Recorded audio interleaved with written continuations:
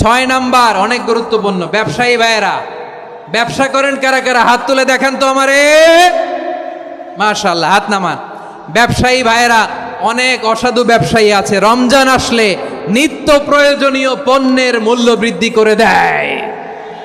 এরকম আছে না নাই? এগুলো করবেন না, মজুতদারি করবেন না, পণ্যের কৃত্রিম সংকট বাজারে করবেন না। আপনি লাখ টাকা কামায়া ভাবছেন যে রোজাদারদের কষ্ট দিয়ে ধনী হবেন, এমন রোগ আল্লাহ আপনারে দিবে, কোটি টাকা দিয়েও আপনি হাসপাতালের বিল পরিশোধ করার ক্ষমতা আপনার হবে না। খবরদার। শেষ বয়সে দেখবেন কি কষ্ট আপনার হয়। আপনি রোজাদারদের কষ্ট দিয়েছেন, আল্লাহ আপনার সুখে রাখবে?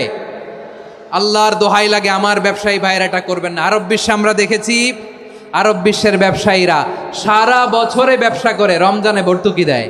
আর আমার দেশের কিছু অসাধু ব্যবসায়ী রমজানে গলাকাটা ব্যবসা করে আর সারা বছর সইটার উপর দিয়ে চলে। চিল্লায় বলেন ঠিক কিনা? করবেন না, এটা করবেন না। নিত্য প্রয়োজনীয় পণ্যের মূল্য বৃদ্ধি করা হারাম, পণ্যের কৃত্রিম সংকট তৈরি করা হারাম, মজুতদারি করা হারাম, রোজাদারদেরকে কষ্ট দেয়া হারাম। এটা করবেন।